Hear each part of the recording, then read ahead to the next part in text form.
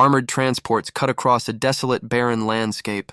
Inside, a group of civilians ride in tense, awkward silence. A guard's voice lays down the grim rules for their arrival. They are warned not to provoke the prisoners.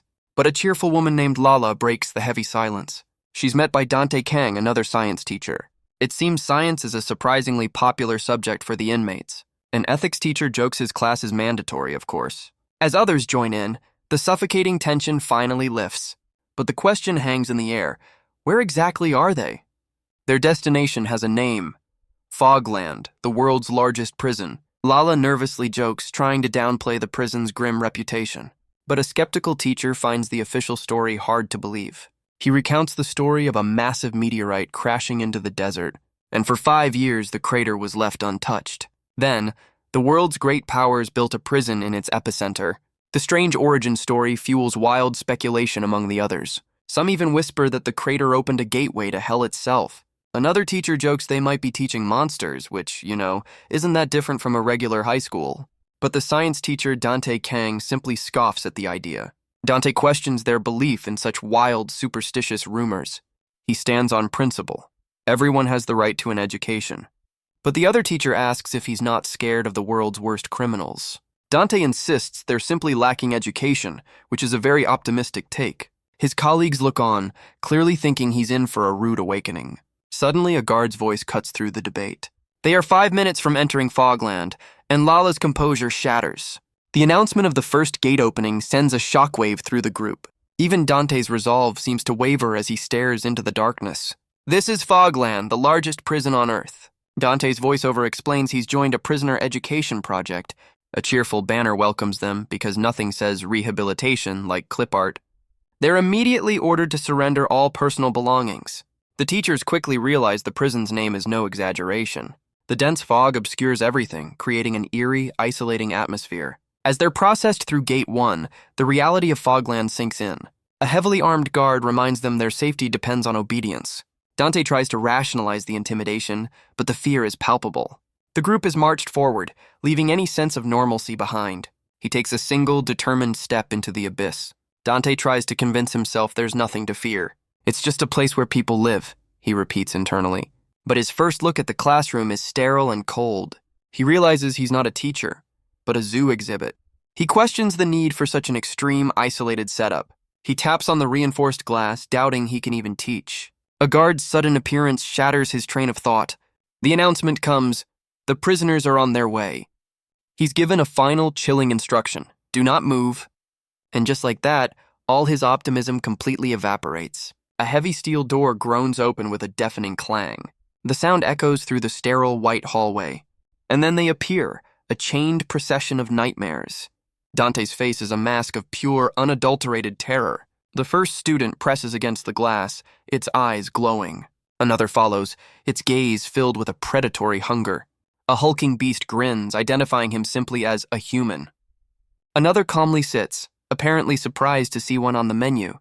Dante's mind races, trying to comprehend the impossible. He realizes the rumors weren't superstition, they were warnings. The other teacher's words now sound like a prophecy. He remembers his own frantic denial, his desperate attempt at logic. He'd told himself that people lived here after all, that they were simply humans who lacked an education. But now, facing them, he straightens his tie and begins the lesson. He decides to start with a professional icebreaker. For the monsters. He asks the class why science is their most popular subject. He even jokes about them wanting to build a rocket to escape. His attempt at humor is met with a terrifying, dead silence, until a single, chilling laugh cuts through the tension. The laugh comes from a prisoner with glasses, his smile unsettling. Dante, trying to regain his composure, pivots to a simpler topic. He presents today's lesson, getting closer to nature. He instructs the class of monsters to look at their desks. In front of each of them sits a single, humble sweet potato. His lesson plan is literally something from elementary school. His logic is that these hardened criminals never had a normal childhood. He believes that even a trivial act can spark something new. By nurturing life, they might finally learn to value it.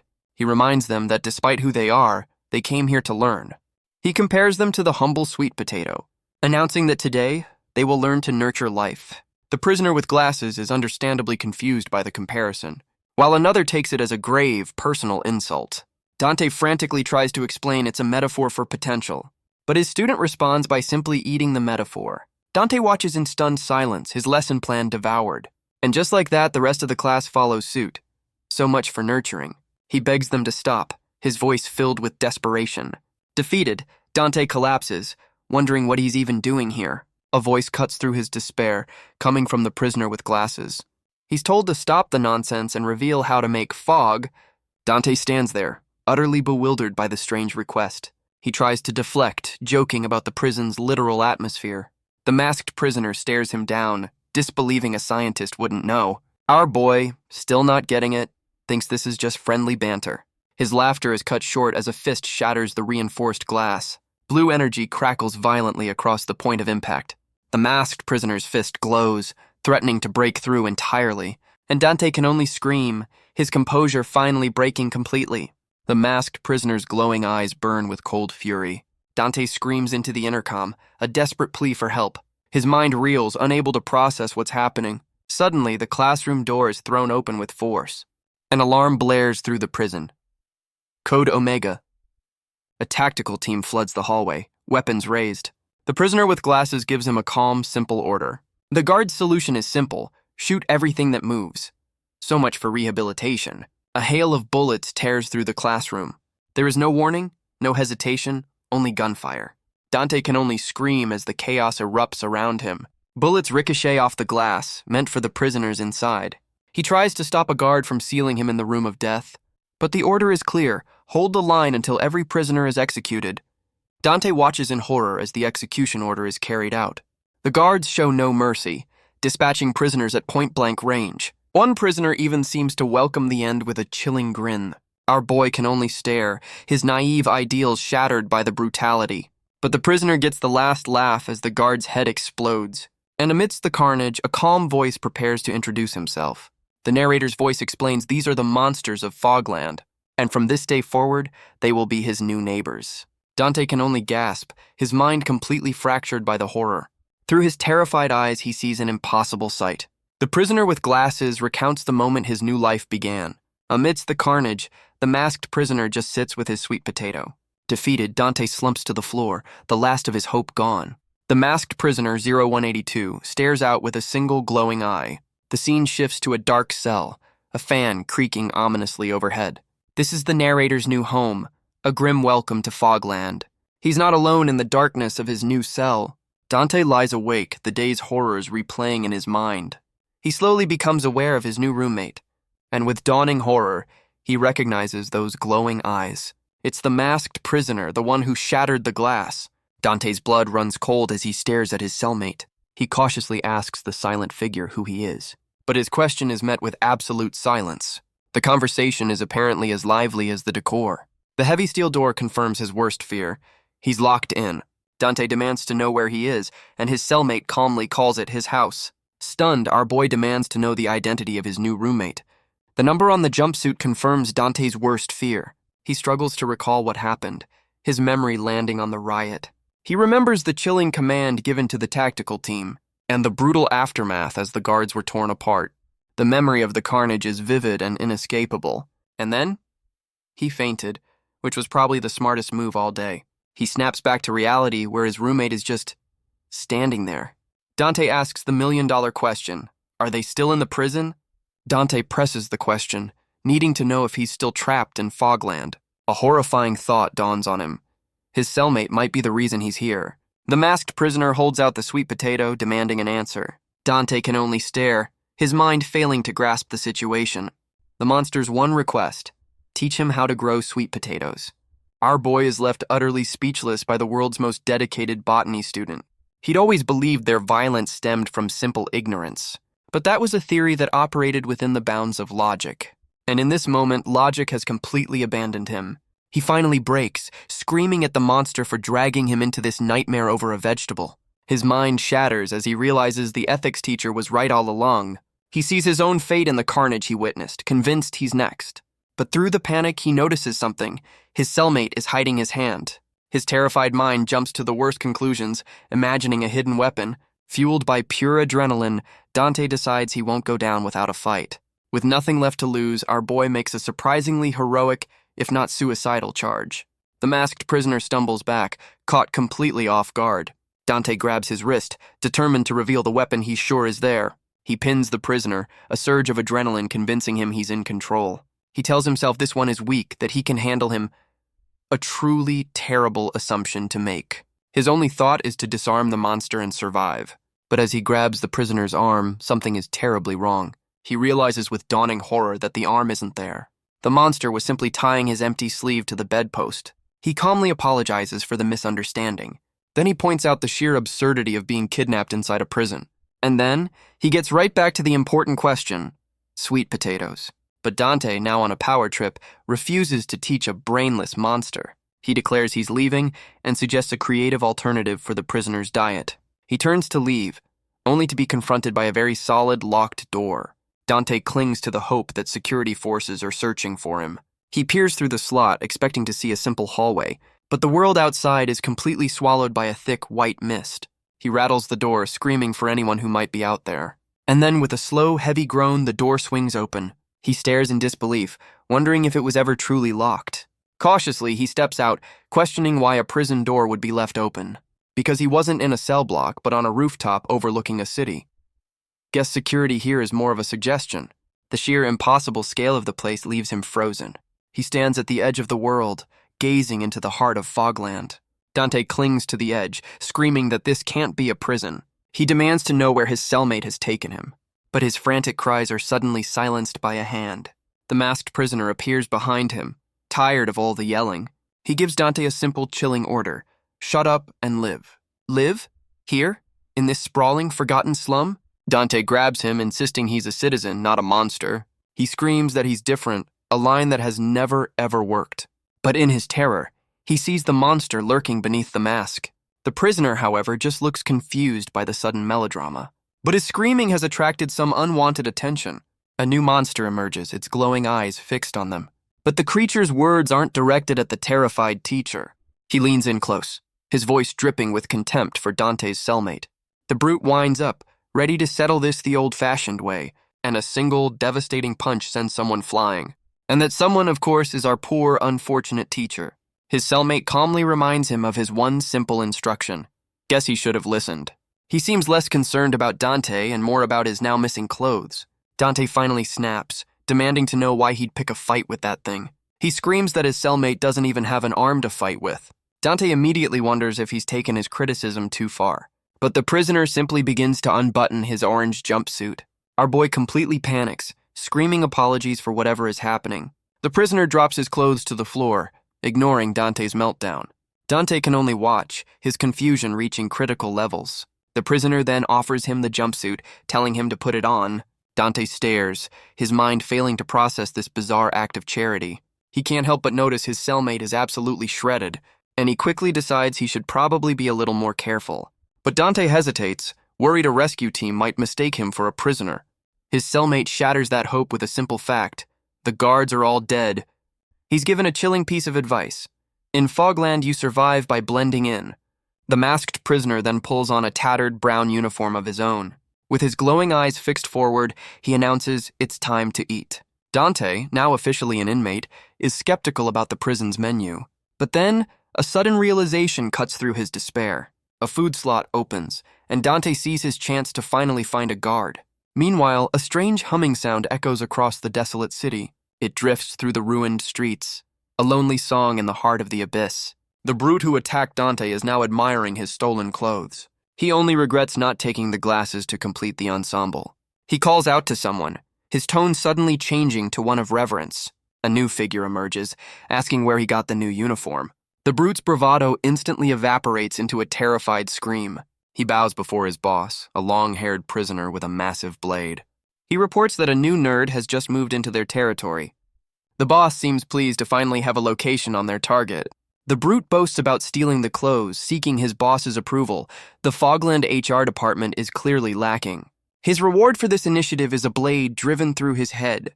The blade sinks deep, a brutal end for a simple theft. The brute's body hits the ground, a stark warning to the others. The boss calmly announces he's finally found his target. He smiles, his blade dripping, clearly enjoying his work. And the target of this hunt is still trying to process his new job title. Dante walks through a concrete jungle, a forest of gray despair. The inmates here are barely human, their skin like stone camouflage. Their eyes burn with the hunger of starving, cornered beasts. He can only stare, wondering what kind of hell he's fallen into. He follows his cellmate, questioning if these are men or monsters. A crow with a glowing eye watches over this forgotten world. This is Fogland, where even the welcome signs are made of bone. Dante's voiceover explains this place felt less like a prison, and more like a jungle where only the strong survive. A sprawling, lawless city built in the heart of the abyss. He turns to his guide, desperately trying to make sense of it all. He points out the chaos, the freedom, the complete lack of order, and then he sees the bodies on the pikes, a grim form of local art. He grabs his cellmate, demanding to know how this is even possible. But the monster's only response is a simple warning: be quiet. Dante's mind races, trying to fight off the confusion. He reminds himself this monster is a kidnapper, just like the others. He concludes that in Fogland, you can't trust anyone. Their destination is the Chow Hall, a place that looks about as appetizing as its clientele. Inside, the scene is a chaotic sea of orange jumpsuits. The prisoners eat in a tense, brooding silence. But Dante is surprised to see a semblance of order. He sees them lining up, which means someone must be in charge. A sudden, hopeful realization dawns on our teacher, because the person serving the food is wearing a guard's uniform. A flicker of hope in the darkness. A man in a guard's uniform. Dante's mind floods with relief, believing he's finally been saved. He tells himself to stay calm, to act civilized, and prove he's different. His cellmate, however, is more concerned with getting extra ham. The request is met with a swift rejection from the guard's ladle. Stepping forward, Dante asks the one question that could save him. The man's face is grim, but his answer is a simple confirmation. Dante quickly explains his identity, a teacher caught in the chaos. He points out his kidnapper, the masked monster right beside him. He urges the guard to call for help, convinced a rescue is underway. But the officer just stares back, a line of drool on his chin. Dante's hope shatters as he processes the strange reaction. The man's eyes are wide and vacant, devoid of any reason. He simply screams at Dante for holding up the food line. His only response is a ladle to the head. So much for a civilized rescue. He's left with a tray of slop, a grim welcome to the cafeteria. He sits in a daze, wondering what just happened. He replays the encounter, realizing the man's eyes were empty, but he's certain the man wore a uniform and had a badge. He realizes with a chill that there are no other guards anywhere. A chilling realization washes over Dante. Something is wrong. He's not just in danger, he's completely and utterly screwed. The terrifying thought sinks in that he might be stuck here forever. He remembers his cellmate's grim advice about how to survive. He gets the monster's attention, calling him by a familiar title. Student. With a desperate smile, he brings up the one thing he knows the creature wants. With no other options, he turns to his last resort. He makes a deal, offering his knowledge for a price. In exchange for sweet potatoes, he wants his freedom. He decides to exploit the monster's obsession, a plan that seems to be off to a confusing start. He tries to keep the conversation friendly, a desperate smile on his face. But his cellmate cuts right through the act, asking if he takes him for a fool. Dante frantically explains his logic. A deal is a deal, even in a monster-infested prison. The masked prisoner listens in cold, calculating silence. His condition for freedom is simple: become the supreme leader of Fogland. Dante can only stare, trying to process his new, violent career path. The prisoner adds that he'd never succeed anyway, which is probably the first thing they've agreed on. But Dante realizes the terrifying implication. Only the boss can contact the outside world. His cellmate offers a final, cryptic choice: ascend to power, or rot here forever. But when Dante begs for a clearer explanation, he's simply told to be quiet. Dante realizes his cellmate isn't going to help him escape. He pushes himself away from the table, his mind made up. He declares he's leaving, ready to find his own way out of this hell. He even throws a threat, promising legal action once he's free. But as he walks off, a voice suddenly calls out for a teacher. He freezes, realizing the voice is calling his name. The entire cafeteria turns as the shouting echoes from the entrance. A wave of pure relief washes over him. The rescue team is here. His cellmate watches as the calls for help grow more desperate. And Dante, forgetting every warning, runs screaming towards his salvation. He screams his name and profession, a desperate plea for recognition. He waves frantically, certain that his ordeal is finally over. But he's just another number in a sea of orange jumpsuits. And the figures at the door are not his saviors.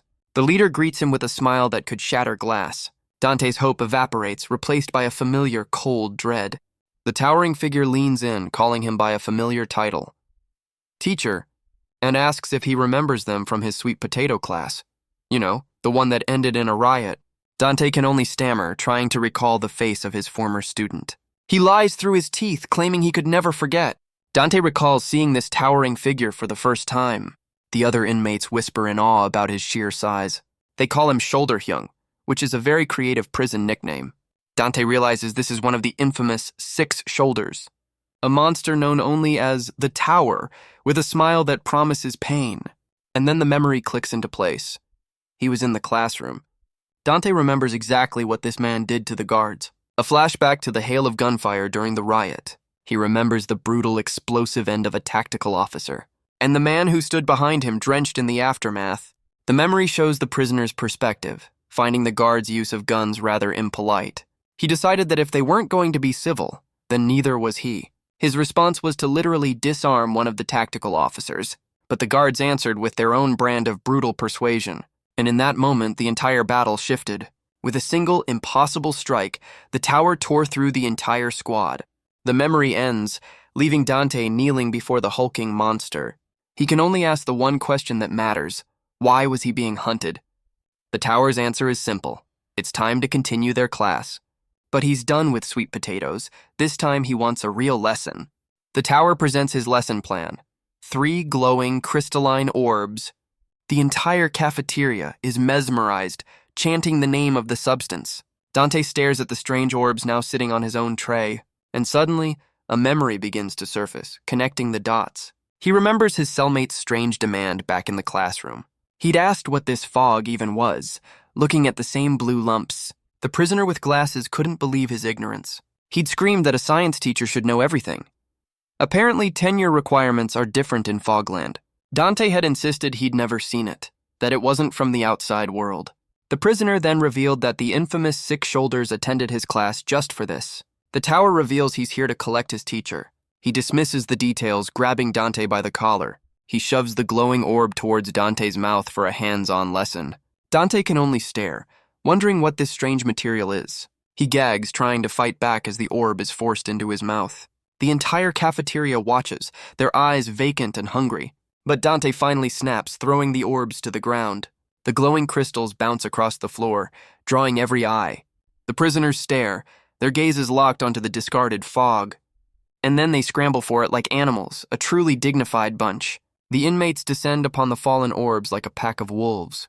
Dante can only watch, his face a mask of pure, horrified disbelief. A full-blown riot erupts as they tear each other apart for a piece. The tower calmly explains that in this hell, everyone wants the fog. He calls it a blessing from the gods, a substance worth more than gold. The mob turns on a single prisoner who managed to swallow one whole. But the man stands tall, a strange blue energy radiating from his body. Driven by a primal hunger, the others begin to literally devour him. They tear him limb from limb, desperate for a taste of that power. Yet through the carnage, the dying prisoner wears a blissful, terrifying smile. A creepy, long-haired prisoner mocks the others' desperation for fog. He explains the substance either kills you or makes you powerful. The tower offers him a taste, the blue crystal glowing in his mouth. But Dante already gags on the piece forced between his teeth. He violently rejects the lesson, spitting the fog onto the floor. Broken and defeated, Dante can only whisper his desire to go home. His desperate pleas are met with cold, monstrous confusion. He screams that he's just a teacher, not the miracle worker they want. The monster argues he saw a teacher cook up drugs on TV. Fogland's curriculum is apparently based on popular dramas. Dante's breakdown is complete, screaming he's just a high school teacher. The long-haired boss stands over Dante, his disappointment palpable. He asks if Dante's incompetence is the reason his plan failed. He'd thought finding the teacher would make him the supreme leader. With his ambition shattered, he consumes his own fog-laced blade. The crystal shatters, flooding his system with raw, unstable power. He screams at Dante, calling him a useless failure. The words strike a nerve, dragging Dante back into a painful memory. He remembers his parents, whose expectations were apparently as bright as their eyes. They'd shamed him for failing his thesis, for choosing to just be a teacher. He remembers asking them what was so wrong with his dream. He remembers his father's pity, calling him the family's biggest disappointment. They told him to know his place, to accept his mediocrity. His father was a famous public figure, a man of great renown. His mother, a brilliant legal mind with a doctorate in law. Even his brother was a prodigy, a leader in his field. In his classroom, he was respected, a teacher his students admired. But at home, he was treated as less than nothing, a real confidence booster. Every family dinner was a silent, suffocating ordeal. Until one day, his father presented him with a strange document. It was a job offer from the UN, a teaching position with great pay. His brother had been thrilled, calling Fogland the perfect place for the world's crazies. But Dante had quietly insisted that people still lived there. His mother questioned the need to go so far, content with his stable, if unimpressive, income. He'd confronted his father, demanding to know why he was being pushed into this. He couldn't understand the strange, sudden pressure from his family. He tried to explain his ideals, the value of giving everyone a chance to learn. His noble speech was met with a spray of wine from his laughing brother. The brother apologized for the mess, mocking Dante's grand ambitions, a real class act. His father's voice cut through the laughter, calling his son's passion unprofessional. He twisted the knife, claiming it wasn't a choice but a pathetic attempt to feel important after failing to live up to their standards. His brother claims this noble mission is just a performance, a way to justify his incompetence and act like they're equal. Dante asks why they're so quick to judge his intentions, but his father dismisses it as recklessness born from insecurity. He calls it proof of stupidity, a final, crushing judgment. His mother's voice chimes in, agreeing with the assessment. She sides with her other son, leaving Dante utterly alone. The memory fades and Dante screams his own self-loathing. He realizes his foolish choice has led him to this moment, and as the blade descends, he knows he's about to die. He resigns himself to dying miserably in this filthy, ugly place. He finally understands that his greatest weakness was his own foolish, naive self. But just as the blade falls, his cellmate makes a move. A simple cafeteria fork becomes a deadly projectile. It strikes the long-haired boss who never saw it coming. The masked prisoner then slams another goon's head into the wall for good measure. Dante is frozen in shock, covered in the bloody aftermath. The boss screams in agony, clutching the fork in his side. He rages about a gun, only to be silenced by a punch from his one-armed attacker. And from his empty sleeve, a storm of black energy erupts. His eyes burn with a cold, inhuman light. Dante can only watch, paralyzed by the bloody spectacle. This is the true face of the monster he's been living with. The cafeteria floor is now a canvas of carnage. His cellmate stands over the fallen, a silent, brutal victor. Elsewhere, a new threat gathers in the desolate streets. They call their home Tofu Village, because of course they do. A biker gang of monsters tears through the heart of Fogland. The sky above offers no light, only a suffocating white haze. Dante follows his cellmate, his dress shoes completely out of place. They're tasked with carrying heavy supplies through the ruins. Dante finally asks for a name and gets a very literal answer. One arm. He can't believe it, but his cellmate confirms the grim nickname. Dante finds the name uncivilized, preferring to stick with a prison number. He then starts a rapid-fire interrogation about the mask and his crimes. The prisoner's answer is simple and deeply unsettling. He was always here. Dante struggles to comprehend the impossible statement. Our boy really needs to learn to read the room. His cellmate questions why a teacher asks so many questions. He's told he talks too much and is ordered to just shut up. A harsh sun beats down on the endless ruined city. His dress shoes are a constant reminder of the world he's lost. Dante finally collapses, too exhausted and hungry to take another step. He realizes they've been walking for hours, getting absolutely nowhere. And his guide calmly admits that he has no idea where they're going. Dante's frustration boils over, screaming at the utter pointlessness of it all. He throws a tantrum, demanding food and threatening the all-important sweet potato. But his cellmate simply lies down beside him in a bizarre show of solidarity. Dante can only stare, completely baffled by the monster's actions. He crawls closer, demanding to know what his kidnapper is even doing. Dante calls out to his cellmate, using his prison number. He stares in disbelief as the monster suddenly collapses. The creature's eyes are wide with pain, a single tear tracing his cheek. Forgetting his fear, Dante tries to shake him back to his senses. He looks around, the crushing weight of his isolation sinking in. He begs the monster not to leave him alone in this hell. His desperation turns to rage as he screams for the creature to wake up. His plea echoes through the ruins, answered by a strange winged creature. A massive winged beast descends from the sky, landing right behind him. He looks up, a broken smile forming on his lips. At this point, what's one more monster? The winged creature reaches out, its intentions completely unclear. Dante can only stare, his mind too broken to process another threat. But the monster simply touches his face, surprised to find a normal person. Our boy is left speechless, completely baffled by the gentle gesture. The creature explains he was just drawn by all the commotion. Apparently, he's the neighborhood watch. The scene shifts to a makeshift kitchen, a small pocket of civilization. Dante devours the food they offer, his hunger overriding all fear. His new host warns him to slow down before he hurts himself. Another inmate with blue hair brings more, watching with concern. Dante thanks them, a flicker of hope returning as he realizes they might just be people after all. His rescuers introduce themselves as Rambutan and Lychee. Apparently, this is the Fruit Basket Gang. Dante introduces himself, relieved to finally have a normal conversation. He's stunned to realize that Lychee is a woman, a sight he never expected to see here. His surprise leads to an awkward exchange, which is pretty on brand for our boy. She explains her short hair is a disguise. Being a woman in Tofu Village is dangerous. Rambutan explains they came from the inside, where the prison's structure dissolves. Dante asks if there are more normal people there, only to learn Tofu Village is for outcasts. The conversation inevitably turns to the mysterious substance known as fog. Dante tries to explain that he's not actually an inmate, much to their confusion. He finally blurts out the truth. He was kidnapped and brought here against his will. He explains he was abducted by the monster now passed out on the bed. Rambutan struggles to process the idea of being kidnapped into Fogland. A sudden realization hits them. He was taken during the teacher kidnapping operation. Dante is stunned, wondering how they could possibly know about that. Rambutan explains it was common knowledge, a plot by a group called the Enforcers. He's then eyed with suspicion, forced to deny being a spy for this mysterious group. Lychee looks at the unconscious prisoner, noting he doesn't seem like an enforcer. Dante finally reveals the absurd truth. He was kidnapped to teach someone how to grow a sweet potato. The sheer ridiculousness of it all sends his new friends into a fit of laughter. And as they laugh, a tearful smile spreads across Dante's face, a moment of pure human connection. Lychee tells Rambutan to stop laughing, pointing out Dante's genuine distress. Dante clarifies he's not a captive, just traveling with a very questionable bodyguard. He explains his cellmate collapsed, assuming it was just heat stroke. But Lychee gives the condition a name, limbo.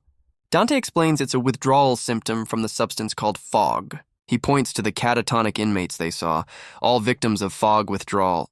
If it happens too often, their brains melt, leaving them as mindless husks. Cheerful place, this Fogland. This prompts Dante to finally ask what this mysterious fog actually is. His new friends can only stare back, stunned by his complete ignorance. Dante confirms he truly knows nothing about the world he's been thrown into. Rambutan begins to explain, calling fog a divine medicine that grants talent.